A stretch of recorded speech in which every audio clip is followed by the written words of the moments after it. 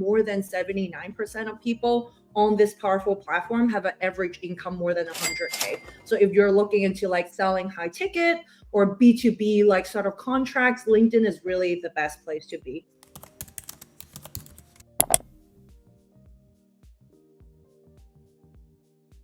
As you know, we have to do the things that are on our to-do list, even on the days where we're like, this is the last thing I want to freaking do.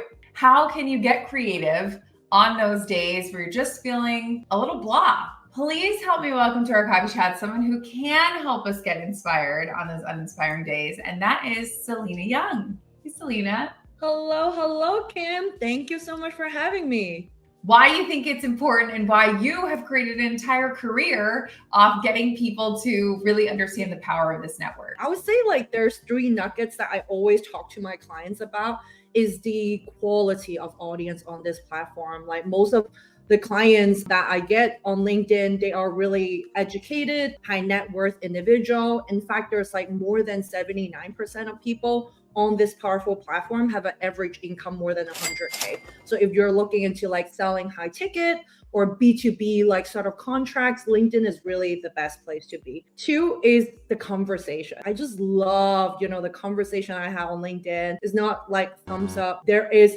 things that go deeper, one more level of that. And I think that is the power of conversation. And it's really a community first platform to me. So that is another really great nuggets why I think people should spend time on LinkedIn if you're sort of like your goals is to find new businesses or your goals is to build your thought leadership or your goals is basically have more online presence. LinkedIn is really a great place to start with. Last but not the least, content is so powerful these days, and LinkedIn really allows so many different facets from long form articles to short form nuggets. It really allows so many business decision makers to be able to see it on the newsfeed and discover you as well as your brands. And that is why I think LinkedIn is so incredibly powerful. I feel like one thing that I always encourage people to do on LinkedIn is to talk about a win that they had that they're really proud of, but the why, not just I won an award, but why it was important. I lost my dad last year. And so this,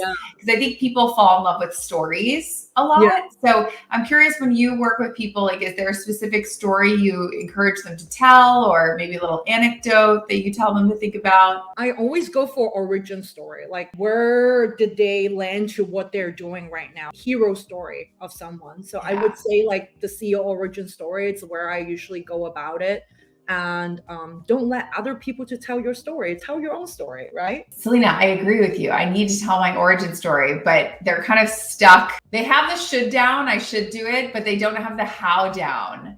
How would they get started doing that? Love that questions. I would actually start by 2-step backward. It's to engage first and also consume. I think sometimes when you're consuming enough and warming yourself up to this platform, it's so much easier for you to see the beauty of sharing your own. Because I think, like I mentioned earlier, it's a very community first platform. People engaging here is like very professional, very like positive. And when you see that, it really takes away the fear of sharing your own story. And once you started to see that like benefit, sharing your story, like whether it's like the why that you mentioned from where they were previously and where they are at right now, and some of the key learnings they have, gone along the way of their career, of like, their business, and share that piece with people. That's like, I think it's how to go about it. I'm curious, when you say like bring in your origin story, how much of that should be kind of work related versus how much of it should be as a person? I know there are some of us here today that are kind of like, how do we merge those two things? Or what's a framework that you think about it? I always think about like your personal life and your professional life is your whole identity.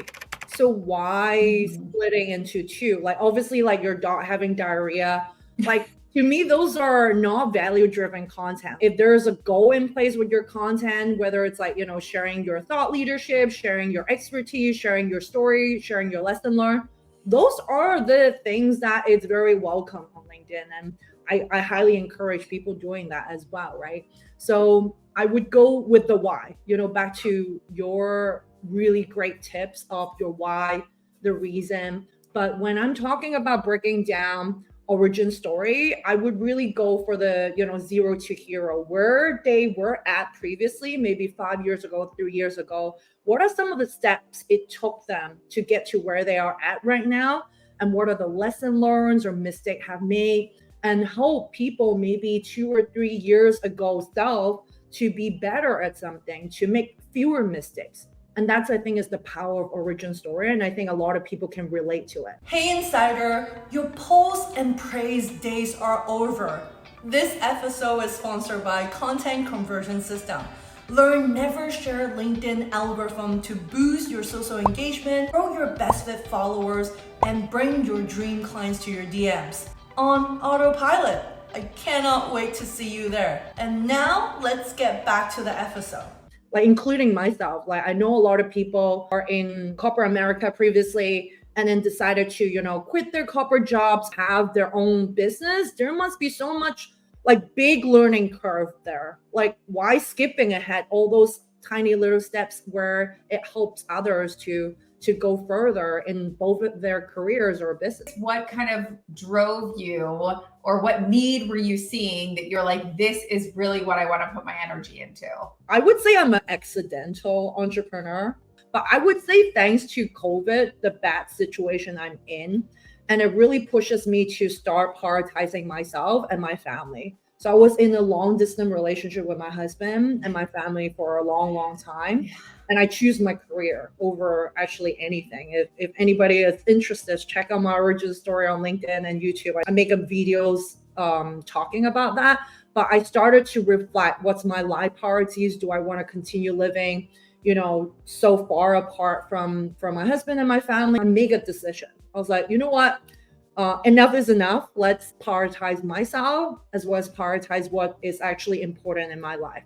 So I decided to quit in the middle of COVID and started to do my own thing. And I don't even know what to do. I was like, started to blog about LinkedIn tips. And my old clients started message me. And I think when you mentioned, Kim, the power of networking on LinkedIn is so incredible. I can actually make something out of my skills and it's transferable. Equally, my audience is transferable. So if tomorrow I don't want to do using LinkedIn for business, I can easily create something that I'm passionate about. If there's one thing I share today, get you one step closer for being the CEO you desire to be, then I've done my job right. If you love today's video, don't forget to smash that subscribe button, give me a thumbs up, and I cannot wait to see you same time next week. Bye for now.